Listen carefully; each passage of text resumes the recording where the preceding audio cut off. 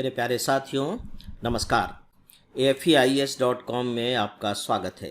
मित्रों, मैं हूं डॉक्टर विजय अग्रवाल और इस वीडियो लेक्चर में अब हम बात करने जा रहे हैं उपनिवेशवाद पर।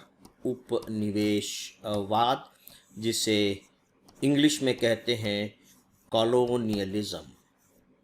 कॉलोनियलिज्म, कॉलोनी का मतलब होता है मोहल्ला सामान्य बोलचाल की भाषा में, और इनफैक्ट उपनिवेशवाद एक प्रकार के मोहल्ले ही थे। बस फर्क इतना था कि ये किसी देश में दूसरे देश के मोहल्ले थे। खैर मित्रों, उस पर हम लोग आगे चलकर बात करेंगे। यह मैं एक बात स्पष्ट कर दूं कि ये जो उपनिवेशवाद टॉपिक है, ये बाकायदे आपके सिलेबस में है, आपके सिलेबस का टॉपिक है। कहने का मतलब यह कि इसके बारे में, इसकी समझ के बारे में हम कोई भी लिबर्टी नहीं ले सकते। यानी कि हम इसे एक महत्वपूर्ण टॉपिक मानकर चल रहे हैं, क्योंकि जो टॉपिक सिलेबस में बहुत क्लियरली नहीं लिखे गए हैं उनके बारे में तो थोड़ी सी गुंजाइश रहती है। आप सोच सकते हैं कि पता नहीं ये होगा या नहीं होगा, हालांकि ऐसा नहीं है। 99.9% तो होता ही है जिनकी चर्चा हम लोग कर रहे हैं, लेकिन फिर भी चलिए आप थोड़ा सा संदेह का फ़ायदा उठा लीजिए। लेकिन मित्रों, यह आपके सिलेबस में बाकायदे है, उपनिवेशवाद। दूसरी बात यह है कि जब हम मॉडर्न हिस्ट्री पढ़ते हैं, विश्व का इतिहास पढ़ते हैं, तो आप देखते हैं कि वो एक प्रकार से उपनिवेशवाद का ही इतिहास हो जाता है। यूरोप के देश आपस में लड़ रहे हैं, लेकिन जैसे ही हम यूरोप से बाहर निकलते हैं, यानी कि दुनिया में पहुंचते हैं, तो पता लगता है कि वो उपनिवेशवाद का ही इतिहास हो जाता है। यानी कि बिना उपनिवेशवाद को जाने इनफैक्ट हम मॉडर्न वर्ल्ड को नहीं जान सकते। और फिर आप ये भी महसूस किया होगा आपने कि ये शब्द बार बार उपयोग में लाया जाता है, बार बार इसका प्रयोग होता है। तो हमें जानना चाहिए कि इनफैक्ट यह उपनिवेशवाद क्या है। हम इसमें जानने की कोशिश करेंगे। मित्रों, इस उपनिवेशवाद को हम दो भागों में जानेंगे। भाग एक के अंतर्गत आप यूं कह लीजिए कि हम इसका परिचय प्राप्त करेंगे कि इनफैक्ट ये उपनिवेशवाद है क्या, उपनिवेशवाद क्या है, उपनिवेशवाद और साम्राज्यवाद में क्या फर्क होता है, या दोनों एक ही हैं, कितने प्रकार के होते हैं, इसके पीछे कारण क्या रहे। इन सब चीज़ों को हम थोड़ा सा जानने की कोशिश करेंगे, जिससे आप कह लीजिए परिचय। इसका भाग एक होगा, और फिर भाग दो के तहत हम इसके विस्तार को देखेंगे कि यानी ये कैसे दुनिया में फैला, किन किन क्षेत्रों में ये गया, उसको थोड़ा सा जानने की कोशिश करेंगे। नो डाउट कि एग्जामिनेशन पॉइंट ऑफ व्यू से ये दोनों ही इक्वली इम्पॉर्टेंट है। इन दोनों से प्रश्न पूछे जाने की पूरी संभावना होती है। जैसा कि मैंने कहा कि इनफैक्ट यह उपनिवेशवाद टॉपिक ही अपने आप में बहुत इम्पॉर्टेंट टॉपिक आपके लिए है, राइट। तो आइए सबसे पहले हम अब उपनिवेशवाद का परिचय प्राप्त करने की कोशिश करते हैं, समझने की कोशिश करते हैं कि यह उपनिवेशवाद है क्या। इसका जो अंग्रेजी शब्द है वो बहुत अच्छा शब्द है, जिसे हम कहते हैं कॉलोनी। शहर होती है और शहर में अलग अलग कॉलोनीज होती हैं। चलिए, ये तो एक सामान्य सी बात है कि शहर में अलग अलग कॉलोनियां हैं, लेकिन यहाँ जिस हम कॉलोनी की बात कर रहे हैं, ये कॉलोनिज्म है। और इसके साथ ही साथ आपको एक और शब्द मिलेगा, कॉलोनाइजेशन। कोलोनाइजेशन, वहाँ बस नाइजेशन कहने के कारण वो उपनिवेशवाद न होकर उपनिवेशीकरण हो जाता है। यानी कि एक देश ने, जैसे चलिए हम यहाँ इसको समझने के लिए कहते हैं ब्रिटेन, राइट। ब्रिटेन एक देश है, इसको आप कह लीजिए कंट्री ए, और ब्रिटेन भारत पहुंचता है, भारत को आप कहिए कि कंट्री बी। ये ए का देश भारत पहुंचकर यहाँ अपनी एक छोटी सी कॉलोनी बनाता है, रहने के लिए जगह बनाता है, और बाद में ये जो छोटी सी जगह थी वो इतनी प्रोमिनेंट हो जाती है कि पता लगा कि अब ब्रिटेन इसका मालिक बन गया है। यानी कि ये जो छोटी सी कॉलोनी है, ये एक प्रकार से मालिक या शासक के रूप में कन्वर्ट हो जाती है। और जब ऐसा हो जाता है तो इसे ही हम कहते हैं उपनिवेशवाद।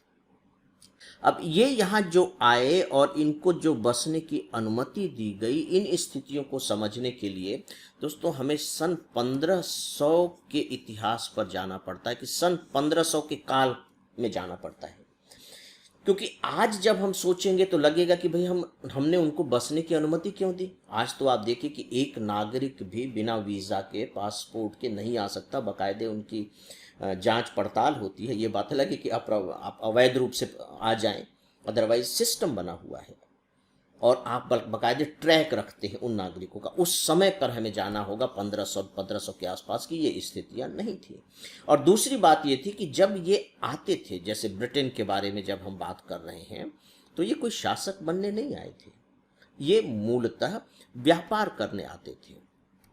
और जब व्यापार करने आते थे तो देखिए इस व्यापार से ब्रिटेन को जो भी फायदा होता हो, चलिए हम ब्रिटेन और भारत के संदर्भ में इसको समझने की कोशिश करते हैं, मतलब अच्छा मॉडल है, इससे आपको मदद मिलेगी। क्योंकि भारतीय इतिहास को आप जानते हैं, आधुनिक इतिहास भारत का आपने पढ़ रखा है, तो समझने में आसानी होगी। तो ये जो व्यापार हो रहा है, देखिए इस व्यापार से केवल ब्रिटेन को ही फायदा नहीं हो रहा है, इस व्यापार से भारत को भी फायदा हो रहा है। जैसे अगर हम भारत की बात करें तो 1500 सन के आसपास भारत में मुगलों का शासक था। मतलब 1500 में नहीं आए हैं, जो ब्रिटेन है वो 1600 में आया है। 1500 के आसपास वास्को डी गामा आया है। तो 1600 में जब ब्रिटेन आ रहे हैं तो मुगलों का शासन है, और जब यहाँ आकर के वो बस रहे हैं तो बट नेचुरल है कि वो मुगल शासकों को टैक्स दे रहे हैं और इससे मुगल शासन की आय बढ़ रही है। तो ठीक है, आप व्यापार कीजिए। और वैसे भी भारत के साथ तो दूसरे देशों का बड़ा प्राचीन व्यापार रहा भी है। तो जब इसकी शुरुआत हुई थी, याद रखिए, तो शुरुआत कोई शासक के रूप में नहीं हुई थी। ऐसा नहीं था कि ये लोग आए तलवार के दम पर, यहाँ इन्होंने सबको परास्त कर दिया। धीरे धीरे धीरे धीरे सामान्यतया ये लोग फैले और इसके बाद वहां की सत्ता पर अधिकार कर लिया। राइट। तो जब सत्ता पर अधिकार हो गया तो ये माना गया कि अब ये ब्रिटेन भारत से बहुत दूर है लेकिन शासन कर रहा है। अब आप देखिए कि इस मॉडल को अगर आप डेफिनेशन के रूप में कन्वर्ट करेंगे तो परिभाषा क्या बनती है। तो परिभाषा इसकी बनेगी एक भौगोलिक क्षेत्र, एक राष्ट्र मैं नहीं कह रहा हूं क्योंकि हम उपनिवेश की भाषा में बात कर रहे हैं ना। एक भौगोलिक क्षेत्र के लोग हैं, ये कौन है, ये ब्रिटेन। एक भौगोलिक क्षेत्र के लोग दूसरे भौगोलिक क्षेत्र के लोगों पर, ये दूसरा भौगोलिक क्षेत्र हो गया, ये पूरा क्षेत्र ही अलग है, क्षेत्र के लोगों पर। ये जो दूसरा भौगोलिक क्षेत्र कौन सा है, ये भारत हो गया, या के यहां कह लीजिए कॉलोनी स्थापित करता है, कॉलोनी बनाता है। कॉलोनी स्थापित करता है का मतलब यहां हुआ कि अधिकार करता है, सत्ता पर अधिकार जमा लेता है। और केवल अधिकार ही नहीं करता, जो एक बहुत इंपॉर्टेंट कैरेक्टर है उपनिवेशवाद का, वो यह है कि अधिकार करता है और यह समझता है कि यह एक अच्छा काम है। मतलब उसके दिमाग में यह बात नहीं है कि उसने दूसरे के क्षेत्र को हथिया लिया है, दूसरे के घर पर जाके अपना घर बना लिया है, तो वो कोई गलत काम कर रहा है, कोई बुरा काम कर रहा है। Not at all. उसको लगता है कि वो अच्छा काम कर रहा है। उसमें गलती क्या कर रहा है, उसमें कुछ अवैधानिक काम नहीं कर रहे हैं, वैध काम कर रहे हैं। ये सामान्य तौर पर आप कह लीजिए कि उपनिवेशवाद की परिभाषा है। और सीधी सी बात है कि जब वो ऐसा कर रहा है, कॉलोनी स्थापित कर रहा है, उस पर अधिकार कर रहा है, तो ये जो स्थानीय लोग हैं, इसे आप स्थानीय कह लीजिए, दूसरे लोग में आप स्थानीय कह लीजिए, इन स्थानीय लोगों को राजनीतिक अधिकार से वंचित कर दे रहा है। इनके अब कोई राजनीतिक अधिकार नहीं रह जाएंगे। अब आप देखिए कि जो उपनिवेशीकरण, यानी कि उपनिवेशीकरण में उन पर अधिकार हो रहा है, और उपनिवेशीकरण इसका बिल्कुल उल्टा है कि जब उन्होंने इस सत्ता को उखाड़ फेंकने की कोशिश की तो आंदोलन होने लगे सभी देशों में। ये उपनिवेशीकरण का मतलब ही है कि जिन देशों पर दूसरे देशों का अधिकार था, वो अब स्वतंत्रता आंदोलन कर रहे हैं, आज़ाद होना चाहते हैं, और उन्हें आज़ादी दे दी गई। आज़ादी देना ही उपनिवेशीकरण है। तो आज़ादी आप क्यों मांग रहे हैं? आप जाइए और हमारे राजनीतिक अधिकार हमें लौटाइए, इसी की तो मांग की जा रही है ना, भारतीय संदर्भ में समझ लीजिए। हम यही कह रहे हैं कि शुरू में हम डोमेन इन स्टेट मांग रहे थे, बाद में हमने पूर्ण स्वतंत्रता की मांग कर दी कि नहीं, हम अपना राज्य खुद चलाएंगे। तो वही है राजनीतिक अधिकार। यानी कि सिंपल सा मतलब हुआ कि एक भौगोलिक क्षेत्र के लोगों का दूसरे भौगोलिक क्षेत्र में जाकर के कॉलोनी स्थापित करना, वहां की सत्ता पर अधिकार कर लेना और वहां के लोगों को राजनीतिक अधिकारों से वंचित कर देना। देखिए, इसमें एक चीज ध्यान दीजिए कि आप दूसरे क्षेत्र में जाकर के सत्ता स्थापित कर लेते हैं, कर लीजिए, लेकिन वहां के लोगों को बराबर का मान लीजिए तो प्रॉब्लम नहीं होगी ना। ठीक है, आप शासक हैं, लेकिन नहीं, वो दूसरे क्षेत्र के लोगों को, यानी कि जहां वो अपनी कॉलोनी बना रहे हैं, उनको राजनीतिक अधिकारों से वो वंचित कर देंगे, कोई राजनीतिक अधिकार नहीं देंगे। तो ये है मित्रों उपनिवेशवाद के, आप यूं कह लीजिए कि उपनिवेशवाद की समझ, इस सामान्यतया एक सामान्य सी समझ मैंने आपको दी है और इतना ही आपके लिए पर्याप्त है। लेकिन यहां मैं थोड़े से दो शब्द से आपको और परिचित कराना चाहूंगा, बेहतर है कि हम उसे देख लें। फिर साम्राज्यवाद क्या है? देखिए, फिर साम्राज्यवाद क्या है? जैसे ब्रिटेन ने भारत पर अधिकार जमा लिया तो उसका साम्राज्य तो फैल गया ना, बड़ा एम्पायर हो गया। तो क्या उपनिवेशवाद और साम्राज्यवाद एक ही है? सामान्यतया अगर आप ब्रॉड सेंस में देखेंगे तो नो डाउट कि वो एक ही आपको दिखाई देगा। पहले ब्रिटेन छोटा सा देश था, इसके बाद फैलते फैलते कैसे फैला?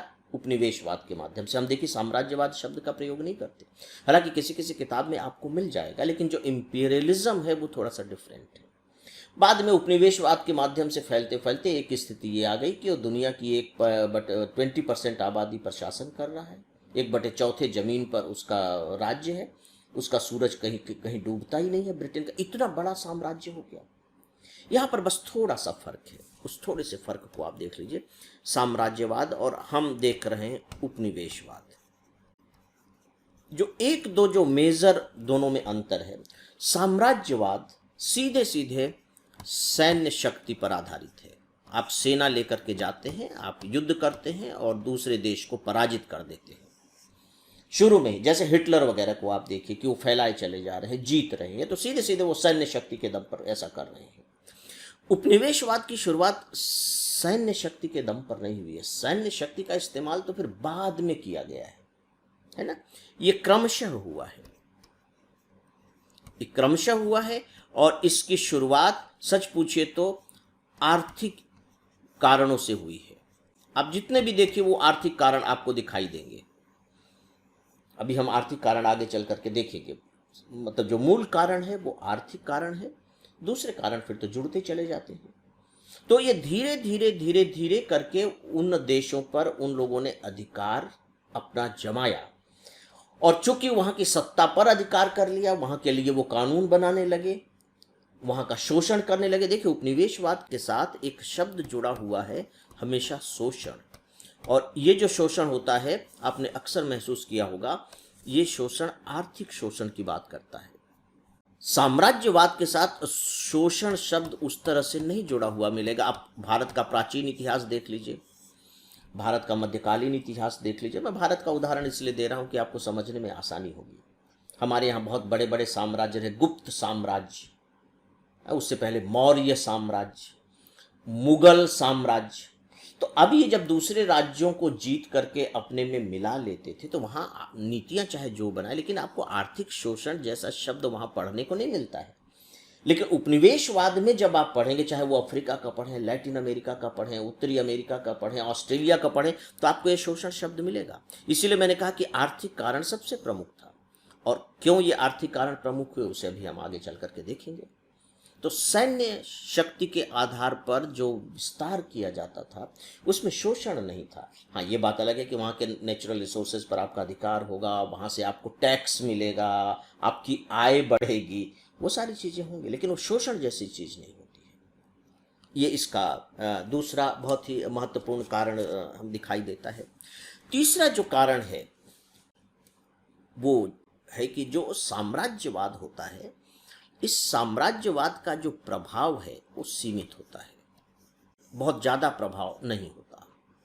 साम्राज्यवाद को केवल यही मतलब है कि हमने उस क्षेत्र को जीत लिया वहाँ की जो प्रजा है अब हमारी प्रजा हो गई और अब हमें वो कर चुकाती रहे, बस हमारे नियम कानूनों का पालन करती रहे। लेकिन जो उपनिवेशवाद है, उपनिवेशवाद बहुत व्यापक प्रभाव डालता है। व्यापक प्रभाव ये इस रूप में डालता है कि जो उपनिवेश में जो लोग हैं, जो रह रहे हैं, जो स्थानीय लोग हैं, जिन्हें हम कहेंगे अब स्थानीय लोग, उन स्थानीय लोगों की सामाजिक, आर्थिक, राजनीतिक, सांस्कृतिक, इन सारी स्थितियों पर वो नियंत्रण करना चाहता है, उन्हें नियंत्रित करना चाहता है, अपने हिसाब से बदलना चाहता है। उसका कारण यह है क्योंकि वो जानते हैं कि अपने इतिहास, अगर हम अपने हिसाब से इनको बदल पाए तो फिर इनमें विद्रोह की भावना नहीं होगी, ये हमारी बात मानेंगे, ये हमारे जैसे ही हो जाएंगे। तो जो उपनिवेशवाद है वो व्यापक प्रभाव वाला है, वो जीवन के सारे क्षेत्रों पर प्रभाव डालने की कोशिश करती है। साम्राज्यवाद को इसकी ज़्यादा चिंता नहीं होती, वो बहुत सीमित तक रहता है और जो मेन है वो राजनीतिक है, समझ लीजिए। लेकिन यहाँ सब आपको सामाजिक, सांस्कृतिक, आर्थिक सारी चीज़ें उपनिवेशवाद में दिखाई देंगी। तो फ्रेंड्स, मैं समझता हूँ कि जो साम्राज्यवाद और उपनिवेशवाद में जो मूलभूत अंतर है वह आपको स्पष्ट हो गया होगा। इसी के साथ ही आपको एक नया शब्द मिलेगा आगे चल करके मित्रों, वह है नव उपनिवेशवाद, नियो कॉलोनिज्म, नव, नया उपनिवेशवाद। हम अभी जो बात कर रहे हैं ये उपनिवेशवाद की बात कर रहे हैं। जब उपनिवेशवाद उपनिवेशवाद हुआ, यानी कि उपनिवेशवादी देश स्वतंत्र हो गए, लेकिन अब ये जो शक्तिशाली राष्ट्र हैं, जिनके पास ताकत है, जहाँ औद्योगिक क्रांति हो गई है, शोषण से जिन्होंने बहुत सारा पैसा कमा रखा है, जिन्होंने अभी तक पूरी दुनिया को नियंत्रित किया है, अलग अलग हिस्से को अलग अलग राष्ट्रों द्वारा नियंत्रित किया गया है, अब इनमें छटपटाहट पैदा तो होगी कि अब कैसे यार, अब इनको कैसे कंट्रोल किया जाए। कंट्रोल तो करना है, लेकिन अब उस तरह से आप कंट्रोल कर नहीं सकते। सेकेंड वर्ल्ड वॉर के बाद सारी की सारी सिचुएशन बदल चुकी थी। तो अब कंट्रोल करने के लिए, यानी कि ये जो आज़ाद देश थे, इनको कंट्रोल करने के लिए जो इन लोगों ने तरीके इजाद किए, जो उपाय ढूंढे मित्रों, उसे ही हम कहते हैं नव उपनिवेशवाद। यानी कि अब आपको साफ तौर पर ऐसा नहीं दिखाई दे रहा है कि भारत पर ब्रिटेन का अधिकार है या अमेरिका का अधिकार है, दिखाई नहीं दे रहा है, लेकिन कहीं ना कहीं वो अप्रत्यक्ष रूप से, अब प्रत्यक्ष नहीं है। उपनिवेशवाद में तो प्रत्यक्ष था, ये सारा कमाल अप्रत्यक्ष रूप से है। लेकिन वो अप्रत्यक्ष रूप से आपको नियंत्रित कर रहे हैं, आपकी नीतियों को प्रभावित कर रहे हैं, आपके बजट को प्रभावित कर रहे हैं, आपकी राजनीति को प्रभावित कर रहे हैं, यानी कि सरकार पर दबाव है। यानी कि ये जो आज़ाद देश हैं, ज़्यादातर इसमें से विकासशील देश ही होते हैं, जिन्हें हम डेवलपिंग कंट्री कहते हैं, थर्ड वर्ल्ड कंट्री कहते हैं, क्योंकि ये लंबे समय तक उपनिवेश के अधीन रहे, तो ये इनका इतना विकास हो नहीं पाया। और जब इनको विकास की ज़रूरत पड़ी तो बड़े देशों से मदद की ज़रूरत पड़ी। धन के बारे में इनको मदद चाहिए, टेक्नोलॉजी के बारे में इनको मदद चाहिए, अनाज के बारे में मदद चाहिए। तो अब ये क्या करेंगे? तो बट नेचुरल है कि इनको इन जो डेवलप्ड कंट्री हैं, जिसमें अमेरिका भी है, यूरोप के देश हैं, अब इनसे मदद की ज़रूरत पड़ी। रूस का पूरा ब्लॉक था, तो ये मदद आपको वैसे नहीं दे देंगे, फ्री में नहीं दे देंगे। ये इतने बड़े मानवतावादी नहीं हैं कि लो भैया मदद ले लो। इसके बदले में वो आपकी नीतियों को प्रभावित करते हैं। नीतियों को कैसे प्रभावित करेंगे? वो आपके फेवर में नहीं करेंगे, वो अपने फेवर में लाएंगे नीतियों को, कि उनका हित सधे, उनका व्यापार बढ़े, उस तरह से आपकी नीतियों को प्रभावित करेंगे। तो एक तो ये पक्ष रहा मित्रों। दूसरा पक्ष रहा कि इन्होंने कुछ मानवतावाद के कुछ ज़्यादा ही अपने आप को व्याख्याता दिखाने की या नेतृत्वकर्ता सिद्ध करने की कोशिश की। जैसे मानव अधिकार, किसी देश को दिखाना है तो कहो कि भैया वहाँ मानव अधिकार का उल्लंघन हो रहा है, वहाँ इस वर्ग को, अल्पसंख्यक वर्गों को ये राहत नहीं दी जा रही है, वहाँ के गरीब लोगों को ये नहीं हो रहा है, तो मानव अधिकार के नाम पर वो नियंत्रण आपके ऊपर रखेंगे। अमेरिका वगैरह को आप अक्सर सुनेंगे। फिर आप परमाणु निषेध, पता लग गया कि वो परमाणु हथियार बना रहा है, तो पता लगा कि फिर उन्होंने डंडा चलाना शुरू कर दिया। रासायनिक हथियारों का तो पूरा का पूरा आप देखते ही हैं कि लगा कि नहीं, वो रासायनिक हथियार बना रहा है, इस पर प्रयोग कर रहा है, तो फिर पता लगा कि चाहे वो इराक हो या सीरिया हो, रासायनिक हथियार के नाम पर न केवल उसे डंडा ही दिखाया जाए बल्कि अटैक कर दिया जाए, वहाँ के राजा को अपदस्थ कर दिया जाए, यहाँ तक स्थितियाँ हो जाती हैं। तो मानव अधिकार के नाम पर, परमाणु निषेध के नाम पर, रासायनिक हथियार के नाम पर, और जब मदद की बात है तो विदेशी मदद के नाम पर कि ठीक है हम आपको इतना मदद दे रहे हैं, इतना डोनेशन दे रहे हैं, और डोनेशन देने के बाद आप हमारा समर्थन कीजिए, चाहे हमारा यूएनओ में समर्थन कीजिए या अपना बाजार हमारे लिए खोलिए, अपनी नीतियां हमारे हिसाब से बनाइए, हमारे यहाँ से आयात ज़्यादा कीजिए। और आयात ज़्यादा करने में आप मालूम है कि अगर तनाव की स्थिति है तो पता लगा कि हथियारों की सप्लाई, ठीक है, हम आपको हथियार देते हैं, हम आपको अनुदान देते हैं, और आप जानते हैं इसके बारे में कि अमेरिका कितने लंबे समय तक पाकिस्तान के साथ यही करता रहा है, पाकिस्तान को हथियार देता रहा है, पाकिस्तान को आर्थिक मदद देता रहा है, और बदले में बट नेचुरल है कि आपको हमारी बात सुननी पड़ेगी, हमारे हिसाब से काम करना पड़ेगा, और पाकिस्तान करता रहा है। स्पष्ट रूप से कहा जाता था कि पाकिस्तान जो है अमेरिका का पिछलग्गू बना हुआ है और भारत के लिए वो दिक्कत होती थी। तो अब आप देखें कि किस तरीके से, अब सीधे उनका अधिकार नहीं है, सीधे अधिकार नहीं है, लेकिन अप्रत्यक्ष रूप से कहीं ना कहीं उनकी दादागिरी चल रही है, उस देश को नियंत्रित करने की कोशिश कर रहे हैं। तो मित्रों, वही कोशिश है, उसी को कहा जाता है नव उपनिवेशवाद। और सच पूछिए तो अब जो उदारीकरण की जो शुरुआत 1990 के बाद से दुनिया में हुई है, जिसे हम लिबरलाइजेशन कहते हैं, उदारीकरण, या इसे ही कह लीजिए आप वैश्वीकरण, इनफैक्ट इसके माध्यम से भी ये जो विकसित राष्ट्र हैं वो कहीं न कहीं विकासशील जो देश हैं, इन विकासशील देशों पर नियंत्रण रखने की कोशिश करते हैं।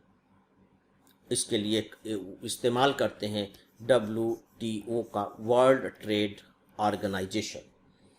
जो वर्ल्ड ट्रेड ऑर्गेनाइजेशन है, इस पर विकासशील देशों का दबदबा है। केवल वर्ल्ड ट्रेड ऑर्गेनाइजेशन ही नहीं, बिल्कुल IMF को ले लीजिए, इंटरनेशनल मॉनेटरी फंड, यहाँ तक कि आप WB को ले लीजिए, वर्ल्ड बैंक, जो पैसा मुहैया कराती हैं, इनमें सबसे ज़्यादा जो शेयर है, जो सबसे ज़्यादा दबदबा है, वो विकसित देशों का है। आप इनसे पैसा मांगने जाइए तो ये विकसित देशों के हित को ध्यान में रखेंगे, और आप वर्ल्ड ट्रेड ऑर्गेनाइजेशन से बातचीत करने के मामले में देखिए तो पता लगा कि वहाँ विकसित देशों का दबदबा है।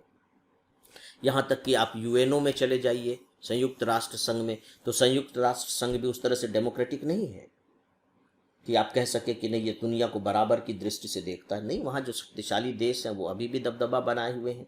जो सिक्योरिटी काउंसिल के जो परमानेंट 5 मेंबर हैं सुरक्षा परिषद के, उनके खिलाफ आप जाकर के कुछ कर ही नहीं सकते। तो आप देख रहे हैं कि आजाद, हालांकि ठीक है ये देश आज़ाद हो गए, इनका भी उपनिवेशीकरण हो गया है, लेकिन ऐसा नहीं है कि ये पूरी तरह से स्वतंत्र ही हो गए हैं।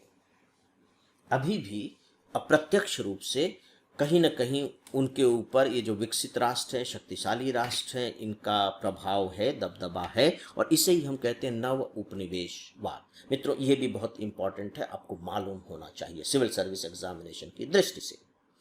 तो दोस्तों, अभी तक जो मैंने आपको बताया, देखिए उपनिवेशवाद क्या है, इसको समझाने की कोशिश की है। इसके बाद फिर बताया कि उपनिवेशवाद कैसे साम्राज्यवाद से अलग है, थोड़ी सी जानकारी मैंने इसके बारे में दी है।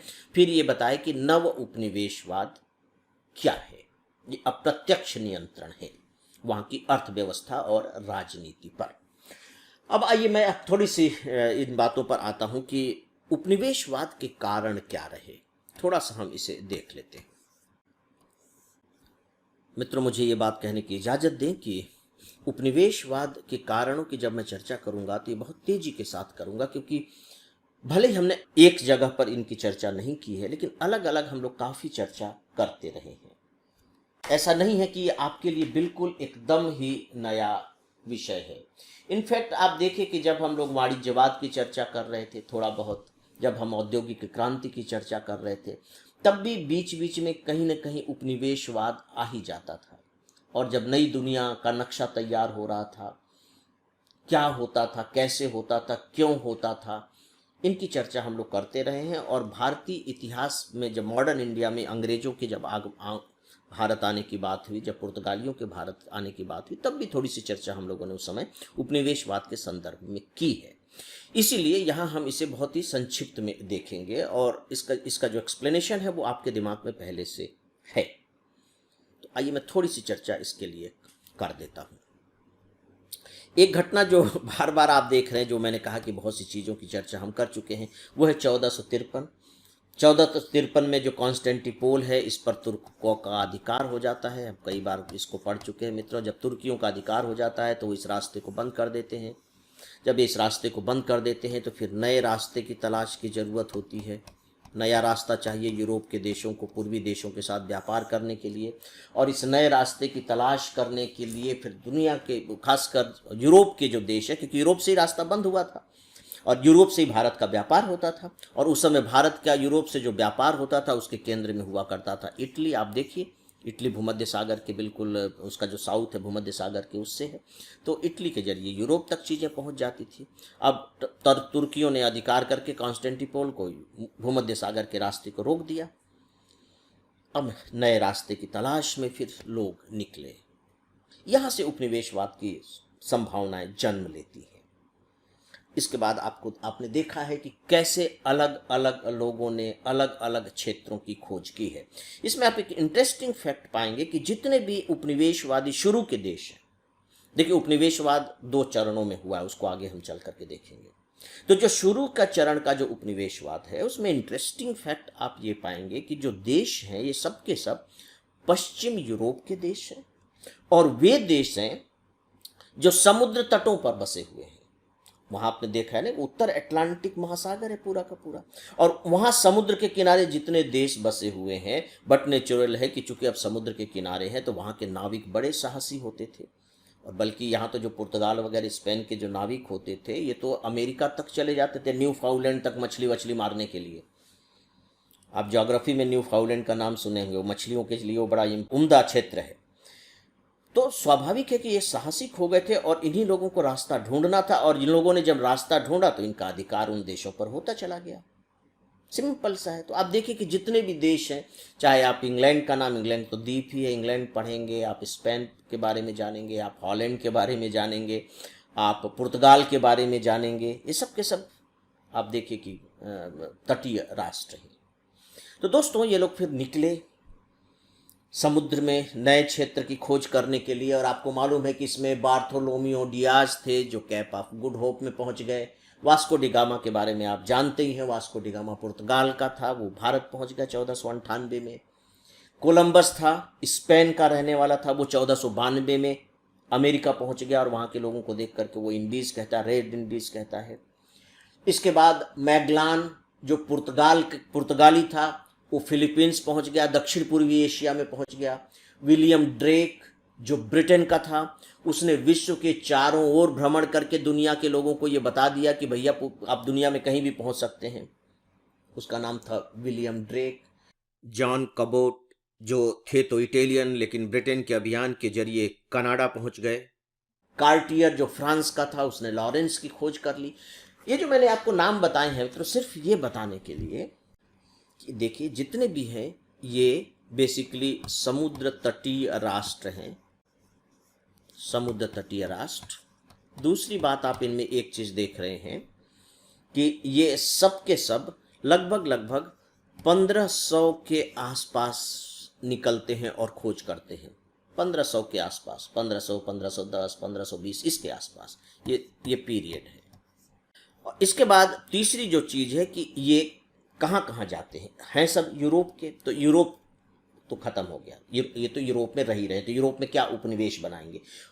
यूरोप में तो अगर किसी देश को ये जीतेंगे तो वो साम्राज्यवाद होगा। आपस में लड़ते रहे, ये भी अपने साम्राज्य का विस्तार करते रहे, खूब लड़ाई झगड़े होते रहे, वो आप जान भी चुके हैं। तो ये कहाँ गए, उत्तरी अमेरिका महाद्वीप में गए। उत्तरी अमेरिका महाद्वीप में जो गए तो क्या क्या मिला इनको, यूएसए प्लस कनाडा। हम बात कर चुके हैं कोलंबस और फिर कनाडा की खोज करने वाले जॉन केबार्ड को, तो पता लगा यहाँ उपनिवेश बन गए।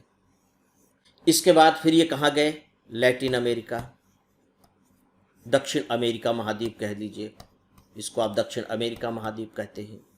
यहाँ भी पहुँचे, यहाँ स्पेन के लोग पहुँच गए। फिर आगे चल करके अफ्रीका महाद्वीप भी ये लोग पहुँच गए। अफ्रीका महाद्वीप बहुत से लोग पहुँचे। आगे चल करके हम देखेंगे, जो सेकेंड पार्ट है विस्तार वाले में हम इसको थोड़ा सा देखेंगे। इसके बाद ये एशिया पहुँचे। भारत को आप जानते ही हैं, भारत पर अधिकार किया। दक्षिण पूर्वी एशिया पहुँचे। इसके बाद एक महाद्वीप बन के बच गया, वो था ऑस्ट्रेलिया। ऑस्ट्रेलिया भी पहुंच गए, इनको हम नेक्स्ट में देखेंगे। यानी कि यूरोप को छोड़ करके आप देखिए कि पूरी की पूरी जो शेष दुनिया थी वो उपनिवेशवाद के चपेट में आ गए, जिसमें अमेरिका जैसे देश भी थे। आज सुन करके आश्चर्य होगा कि यार अमेरिका जैसा देश भी कैसे उपनिवेशवाद के नियंत्रण में रहा, उपनिवेशों के नियंत्रण में रहा, लेकिन वो रहा क्योंकि वहाँ और इन क्षेत्रों में सब के सब मूल जातियाँ रहती थी। ज़्यादातर क्षेत्रों में मूल जातियाँ रहती थी कि भारत की संस्कृति तो बहुत आगे बढ़ चुकी थी उस समय तक, लेकिन ज़्यादातर क्षेत्रों में, लैटिन अमेरिका में एकदम मूल जाति रहती थी, उत्तरी अमेरिका और कनाडा में बिल्कुल मूल जातियाँ रहती थी, अफ्रीका तो आज भी मूल जातियों का देश है, ऑस्ट्रेलिया की भी बिल्कुल वही स्थिति थी। एशिया थोड़ा सा डेवलप्ड था, कुछ क्षेत्र मूल जातियों वाले थे, लेकिन काफ़ी बड़ा क्षेत्र उसका विकसित भी था। तो ये जैसे ही समुद्री मार्गों की खोज हुई वैसे ही उपनिवेशवाद की शुरुआत हो गई। यानी कि ये कह लीजिए कि 1500 से समुद्री मार्ग की खोज हुई और सन 1600 से उपनिवेशवाद की शुरुआत हुई। उपनिवेश 1600 से इसलिए शुरुआत मानी जाती है, 1500-50 साल तो आने जाने में, व्यवस्था करने में लग गए, लेकिन लोगों ने जो वहाँ कॉलोनी बनानी शुरू की वो सन 1600 के आसपास कॉलोनी बनानी शुरू की। ये एक कारण रहा। अब हम दूसरे कारणों पर आते हैं जिसकी वजह से उपनिवेशवाद फैला। मित्रों, इनको भी आप जान चुके हैं, आप देख चुके हैं कि इसी के आसपास बहुत तेजी से वाणिज्यवाद बढ़ता है, मर्केंटलिज्म अस्तित्व में आता है और बड़ी बड़ी कंपनियां बनने लगती हैं, बड़ी बड़ी कंपनियां बनती हैं और ये बड़ी बड़ी कंपनियां अब बड़े बड़े दूसरे क्षेत्रों से व्यापार करना चाहती हैं। तो अब इन कंपनियों को सहारा किसका मिल गया? इनका मिल गया, समुद्री मार्गों का मिल गया। तो ये दूसरे क्षेत्रों में जाने लगी। इसका सीधा सा मतलब है कि वाणिज्यवाद का यहाँ जो मतलब है लाभ कमाना, बिजनेस के लिए जाने लगी है। इसीलिए मैंने शोषण की बात कही। उपनिवेशवाद बेसिकली लाभ कमाने की प्रक्रिया का एक चरण है। वो लाभ कमाने गए थे, वो शासन करने नहीं गए थे। साम्राज्यवाद तो शासन करने के लिए ही जाता है, बाद में लाभ आता है। ये तो लाभ पहले करते हैं और शासन बाद में आता है। तो वाणिज्यवाद आ चुका था। फिर वाणिज्यवाद का जो सहोदर था, जो भाई था, पहले तो छोटा ही भाई था और बाद में वो बड़ा भाई बन गया, वो औद्योगिक क्रांति। अब औद्योगिक क्रांति हो गई। जब औद्योगिक क्रांति हो गई, इसके बारे में भी आप जानते हैं, बस मैं एक जगह समेट रहा हूँ इसलिए तेजी से चल रहा हूँ। अब इसके दो पक्ष हो गए।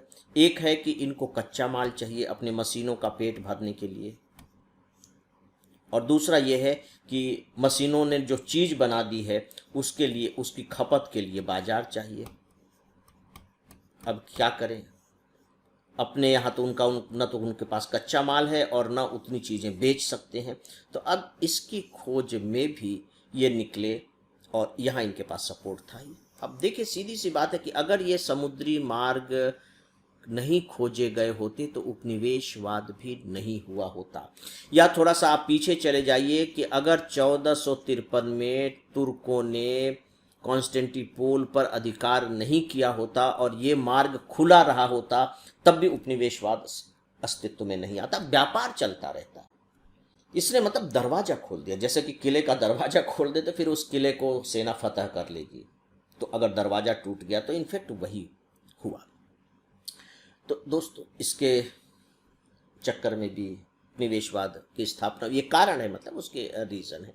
इसी के साथ ही साथ देखिए दूसरी चीज़ें फिर जुड़ते चले जाते हैं। फिर यूरोप के देशों में प्रतिस्पर्धा होने लगी कि कौन कितना ज़्यादा क्षेत्र हथियाए।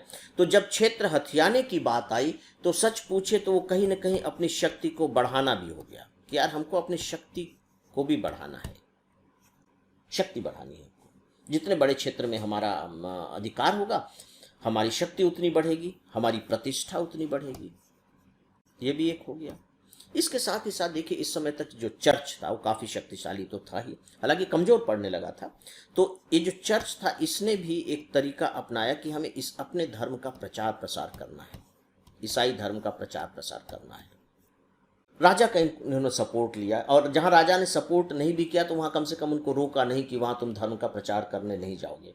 इसीलिए उपनिवेशवाद के बारे में अक्सर कहा जाता है कि पहले तो आगे आगे व्यापारी चले और पीछे पीछे पादरी चले। यानी कि पहले व्यापारी पहुँचे और उनके पीछे पीछे चर्च पहुँचा, और वहाँ उन्होंने ईसाई धर्म का प्रचार प्रसार करना शुरू कर दिया। इसी के साथ ही साथ आप एक तथ्य और सुनते होंगे, और वो है इन गोरे लोगों को एक भ्रम हो गया था कि हम सब बहुत सभ्य लोग हैं और हमारी यह जिम्मेदारी है, हमारा यह दायित्व है कि ये जो काले लोग हैं जिन्हें वे असभ्य मानते थे, हम इन्हें सभ्य बनाएं।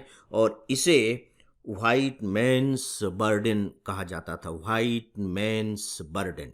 काले शब्द का जब हम प्रयोग करते हैं तो भारत और अफ्रीका के संदर्भ में हो सकता है, एशिया महाद्वीप और अफ्रीका के संदर्भ में, लेकिन लैटिन अमेरिका के संदर्भ में नहीं हो सकता।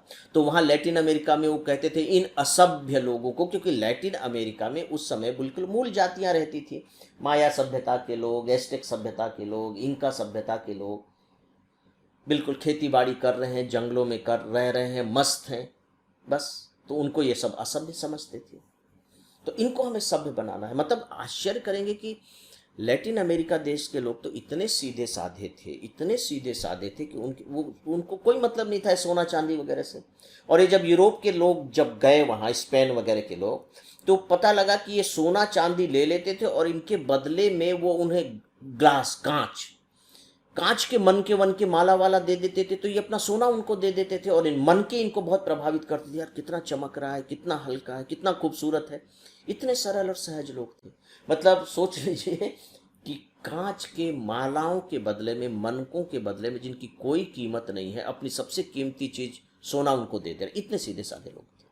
तो उनकी दृष्टि में तो असभ्य और बेवकूफ ही हुए। तो इनको हम सभ्य बनाएंगे। दोस्तों, ये जो पूरा का पूरा जो कॉलोनी का जो रीजन रहा है उपनिवेशवाद के फैलने का, इसको कुछ विद्वान 3G के माध्यम से भी बताते हैं। 3G में कौन सा? 1G फॉर गोल्ड, यानी कि धन, लाभ, इसको किसी भी तरह से कह सकते हैं।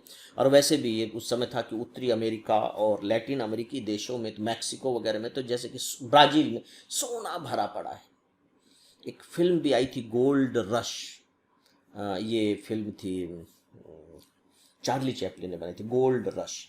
और उसमें दिखाया है कि कैसे लोग अमेरिका में 1850 के आसपास का जो अमेरिका है, पता लग गया कि साहब कैलिफोर्निया वगैरह के एरिया में तो बहुत सोना है और नदियों में बहता है, बालू में पड़ा हुआ है। तो लोग पागलों की तरह उधर भाग रहे हैं, सोना के पीछे भाग रहे हैं। तो वो भागना ही था। पहला था गोल्ड, दूसरा था ग्लोरी, यानी कि प्रतिष्ठा, जिसको मैंने कहा साम्राज्य का विस्तार, प्रतिष्ठा, शक्ति बढ़ाना। और तीसरा जो जी है मित्रों, वो है गॉड, ईश्वर, धर्म का प्रचार करना। इस 3G को सबसे बड़ा रीज़न मानते हैं उपनिवेशवाद के प्रचार के लिए। मतलब ये उनका उद्देश्य था, कह लीजिए। इसको हम ज़्यादा अच्छा है कि इसे हम उद्देश्य कहें। इसके साथ ही साथ एक बात मैं यहाँ और ऐड करना चाहूँगा मित्रों, कि एक फिलॉसफर हुए हैं जॉन लॉक। फिलॉसफर कह लीजिए या राजनीतिक चिंतक कह लीजिए, राजनीतिक चिंतक कहना ज़्यादा अच्छा होगा। पॉलिटिकल साइंस के स्टूडेंट इनको जानते हैं और इनकी फिलॉसफी तो पॉलिटिकल साइंस के तहत पढ़ते भी हैं। इन्होंने इनकी एक किताब आई थी, टू ट्रिटिसेस ऑफ गवर्नमेंट। जो नागरिक सरकार है उनको वो कुछ बातें बता रहे हैं, कुछ थ्योरी दे रहे हैं। यह पुस्तक 1689 में आई थी। इसमें इन्होंने एक थ्योरी दी, राजनीतिक सिद्धांत दिया। थ्योरी इन्होंने ये दी, एक थीसिस दी आप कह लीजिए। और उसमें इन्होंने ये कहा कि जैसे मान लीजिए कि कोई एक एरिया है, मैं समझाने के लिहाज से आपको कह रहा हूँ, जैसे कि कोई एक क्षेत्र है और पता लगा कि इस क्षेत्र में दुनिया भर की जमीन पड़ी हुई है, इस जमीन का कोई उपयोग हो नहीं रहा है, या उपयोग हो भी रहा है तो समुचित उपयोग नहीं हो रहा है। मान लीजिए कि इसमें वो व्यक्ति इस जमीन से 1000 रुपए की कमाई कर रहा है, पूरी तरह से उपयोग नहीं हो रहा है, क्योंकि इस जमीन से बड़े आराम से 10,000 रुपए की कमाई की जा सकती है, या उपयोगी नहीं हो रहा है तो उपयोग करके इसे 100 रुपए कमाए जा सकते हैं। तो इन्होंने कहा कि अगर ये कोई ऐसी जमीन है तो इस जमीन पर कोई अगर अधिक कमाने वाला अधिकार कर ले तो कोई गलत नहीं होगा, उसको अधिकार कर लेना चाहिए, ताकि इस जमीन का समुचित उपयोग हो सके, ये उन्होंने कहा। अब आप देखिए कि ये उपनिवेशवादी जो राष्ट्र थे, अपने उपनिवेश का विस्तार कर रहे थे, वो क्या कर रहे थे? वो यही कर रहे थे ना कि ठीक है, तुम लोग असभ्य हो, हम तुमको सभ्य बना रहे हैं, हम तुम्हारे यहाँ व्यापार बढ़ा रहे हैं, हम तुम्हारी खेती बाड़ी के तौर तरीकों को बदल रहे हैं, तुम्हें उत्पादन के साधन सिखा रहे हैं, मतलब तुम लोग कुछ नहीं जानते हो, हम तुमको जनवा रहे हैं, तुम्हारी जमीन का उपयोग कर रहे हैं। तो कहा जाता है कि जो जॉन लॉक की थ्योरी थी, इसने भी कहीं ना कहीं उपनिवेशवाद के लिए एक दर्शन की आधार भूमि तैयार कर दी। जैसे फ्रांस की क्रांति, उसके लिए एक वैचारिक आधार चाहिए, तो जॉन लॉक के विचारों को भी इसका एक आधार माना जाता है। तो बेहतर होगा कि आप थोड़ा सा बस कहीं अगर प्रश्न पूछा जाता है तो जॉन लॉक को आप कोट कर दें, तो थोड़ा सा लगेगा कि हाँ, आपने अच्छे से तैयारी की है, आप कुछ विशेष रूप से जानते हैं। मित्रों, अब मैं आता हूं कि जो उपनिवेश थे, देखिए उपनिवेश के दो मॉडल आए, दो मॉडल देखने को मिलते हैं।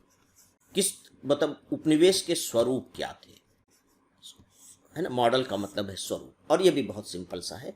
जो पहला मॉडल था, इन पहले मॉडल की शुरुआत की पुर्तगाल ने।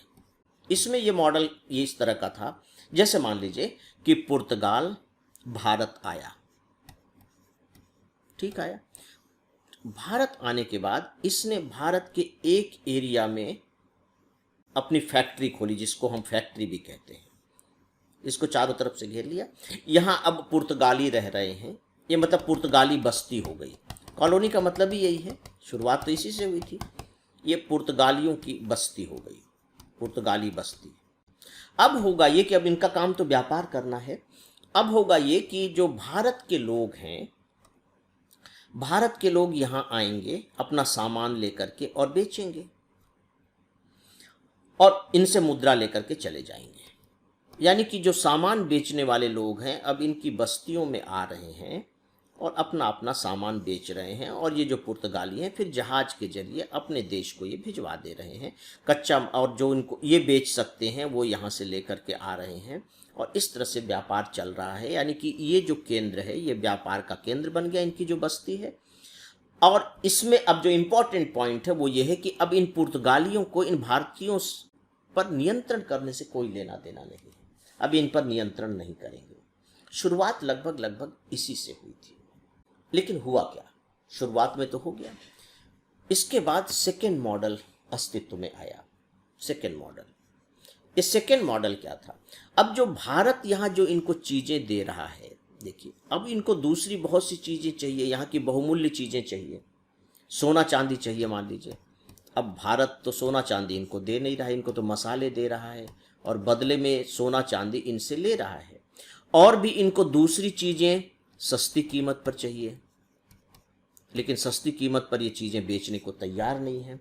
इनको मान लीजिए कि कच्चा माल चाहिए, जैसे कि इंग्लैंड को भारत से कपास चाहिए, और भारतीय किसान कपास नहीं बोना चाहता। नील का तो आप मामला जानते ही हैं कि नील बाध्य किया गया कि आप नील हमारे लिए उगाइए, लेकिन किसान नील नहीं उगाना चाह रहा है। अब इसके लिए क्या किया जाए? तो इसके लिए अब एक ही तरीका था कि इन पर राजनीतिक नियंत्रण किया जाए। राजनीतिक नियंत्रण, अगर राजनीतिक नियंत्रण हो जाएगा तो फिर हम जो नीतियां बनाएंगे वो इसी तरह की बनाएंगे कि आप हमें कच्चा माल हमारे लिए पैदा कीजिए, हमें इस कीमत पर दीजिए, हम जो चाहते हैं आप वो दीजिए। क्योंकि जब सत्ता पर अधिकार हो गया फिर तो आप सर्वे सर्वा हो गए। तो ये उपनिवेशवाद का सेकेंड मॉडल है जो बाद में आया, और इसको स्थापित किया हॉलैंड के डच लोगों ने, हॉलैंड ने। यानी कि दो मॉडल आए, पहला पुर्तगालियों के द्वारा इस्टेब्लिश किया हुआ मॉडल जिसमें उन्होंने कोई नियंत्रण नहीं रखा। दूसरा मॉडल हॉलैंड के डच लोगों ने शुरू किया जिसमें उन्होंने नियंत्रण को भी आधार बनाया। और इनफैक्ट आज हम जिस रूप में उपनिवेशवाद को देखते हैं उसमें ये नियंत्रण का ही मॉडल रहा, और बाद में तो सारे इसी को लेकर के चलने लगे। ये बहुत ही सरल है, ये मैंने आपको बताया। अब आप देखिए कि जो उपनिवेश हुए, अभी तो मैंने दो तरह के मॉडल बताए, अब मैं आपको दो प्रकार के उपनिवेश बताता हूं। दो प्रकार के उपनिवेश, ये भी बहुत सरल है। दो प्रकार के उपनिवेश, ये जो दो प्रकार के उपनिवेश थे, तो इसमें एक प्रकार का जो उपनिवेश था वो थे जिनकी जलवायु, ये जो यूरोप के राष्ट्र थे उनके अनुकूल थी, उनके अनुकूल थी, यानी कि उन क्षेत्रों में उन्होंने उपनिवेश बनाए, अपनी कॉलोनी बनाई जो ठंडे प्रदेश थे। अब यूरोप के देश के लोग तो ठंडे क्षेत्रों में रहने वाले लोग हैं। उदाहरण के तौर पर आप आज के यूएसए को ले लीजिए, प्लस आप कनाडा को ले लीजिए, प्लस आप ऑस्ट्रेलिया को ले लीजिए। मतलब ये ठंडे प्रदेश हैं, कुल मिलाकर के ठंडे प्रदेश हैं। तो इन जलवायु यहाँ की इनके बहुत अनुकूल थी।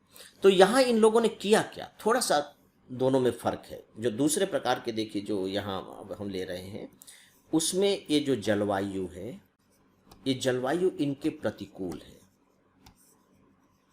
प्रतिकूल कहने का मतलब है कि ये गर्म प्रदेश है, उष्ण प्रदेश है।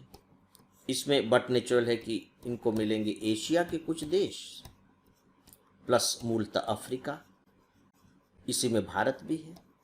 भारत को आप मॉडल ले लीजिए। तो जहां अनुकूल है वहां तो इन लोगों ने एक काम किया कि भैया अपने देश से लोगों को भेजो, अंग्रेजों को भेजो। अंग्रेज शब्द मैं ब्रिटेन के लिए इस्तेमाल कर रहा हूं, अंग्रेज, फ्रेंच, पुर्तगाली, इन लोगों को भेजो और इन लोगों को यहां बसाओ। एक उपनिवेशवाद के पीछे एक कारण मित्रों ये भी है, आप ऐड कर लीजिए, वहाँ मैं इसकी चर्चा मैंने नहीं की है, कि इन देशों की आबादी बढ़ने लगी थी।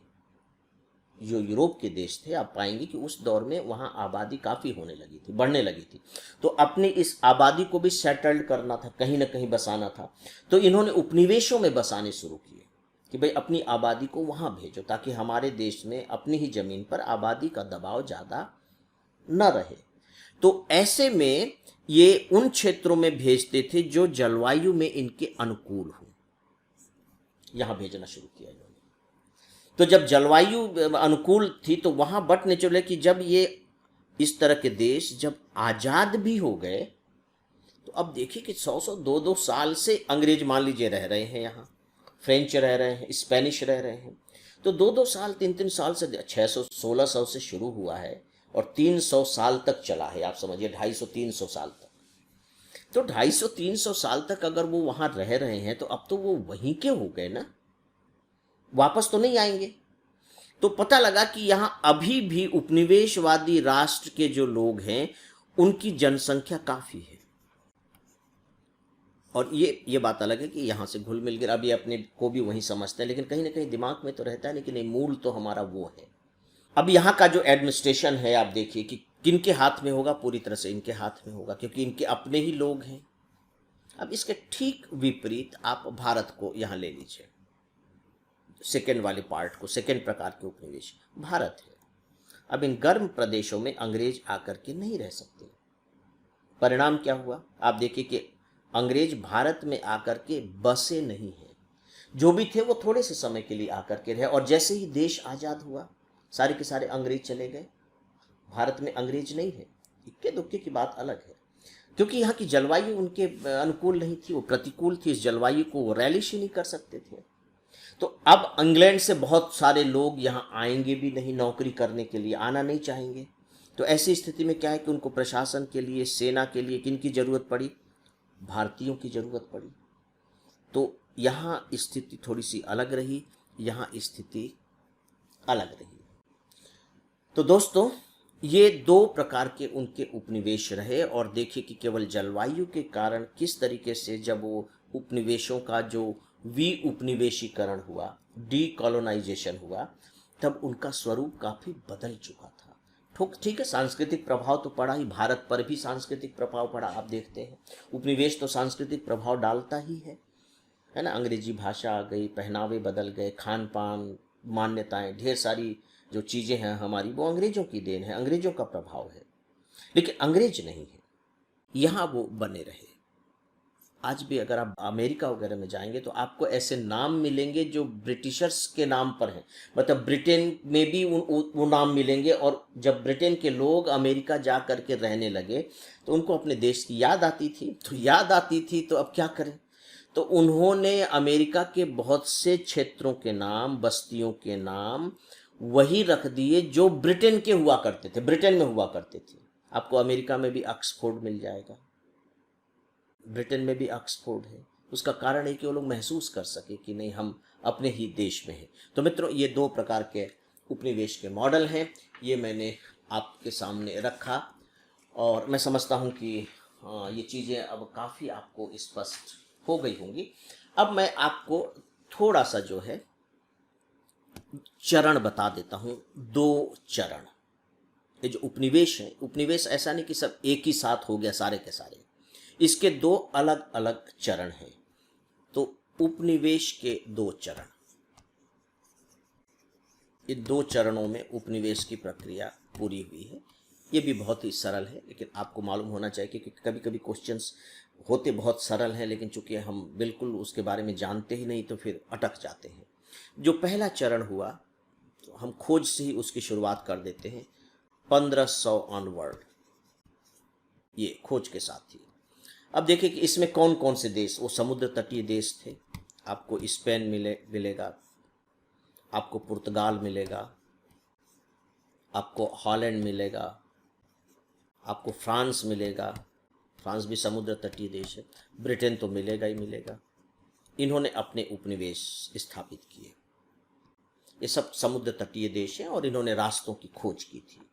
पहले चरण में ये गए और सबसे बड़े उपनिवेशवादी देश यही रहे हैं। सबसे ज़्यादा उपनिवेश इन्हीं लोगों के रहे हैं, राइट। जो दूसरा चरण है, दूसरा चरण दोस्तों शुरू होता है 1870 के आसपास से, यानी कि जब यूरोप में दूसरी शक्तियां प्रबल हो गई। और दूसरी शक्तियों प्रबल होने में क्या है, जर्मनी का नाम आपने देखा, जर्मनी शक्तिशाली हो गया था। इटली इस चक्कर में नहीं पड़ा, हालांकि इटली का भी एकीकरण हो गया था। फिर आपने ये भी देखा कि 1776 में अमेरिका आज़ाद हो चुका है और आपने ये भी पाया कि 1850 तक आते आते 1860 अमेरिका भी औद्योगिक राष्ट्र बन चुका था 1870-80 तक, और उसकी भी अब इच्छा हो रही थी, औद्योगिक क्रांति भी हो गई, तो उसको भी लगा कि अब इस बंदरबाट में मैं भी शामिल हूँ। तो उसमें भी साम्राज्यवादी भावना पैदा हुई, तो अमेरिका भी इसमें शामिल हो गया। और आपने ये भी देखा कि साथ ही साथ एशिया में एक और देश उभर गया, वो था जापान। इसने भी अपना औद्योगिकीकरण कर लिया था, है ना। जापान ने विदेशी सत्ता को उस तरीके से स्वीकार नहीं किया जिस तरह से एशिया के दूसरे देशों ने स्वीकार किया है। तो ये जो सेकेंड चरण में है, तो सेकेंड चरण में ये देश भी इसमें शामिल हो गए। इनफैक्ट कह लीजिए कि इन लोगों ने ही ज़्यादातर अपना प्रचार करना शुरू किया। और इस स्टेज में जो शिकार बना है, जो कॉन्टिनेंट सबसे ज़्यादा, वो है मित्रों अफ्रीका। अफ्रीका का इन लोगों ने ज़बरदस्त रूप से बंटवारा किया अपने आप में। शुरू में अफ्रीका नहीं है, इस स्टेज में अफ्रीका नहीं है।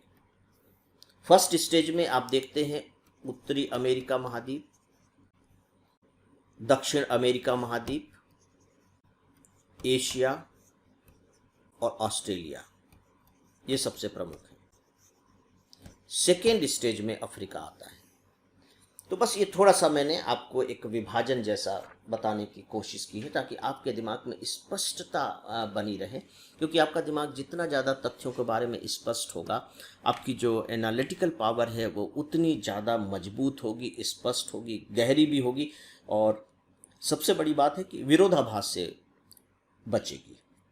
तो दोस्तों, इस प्रकार से आप यूँ कह लीजिए कि जो हमारा उपनिवेशवाद का जो पार्ट 1 है, जिसमें आपने उपनिवेशवाद की समझ प्राप्त की है, इसके साथ ही अब मैं उसे समाप्त करता हूं और आप सबसे इजाज़त भी चाहता हूं। नमस्कार।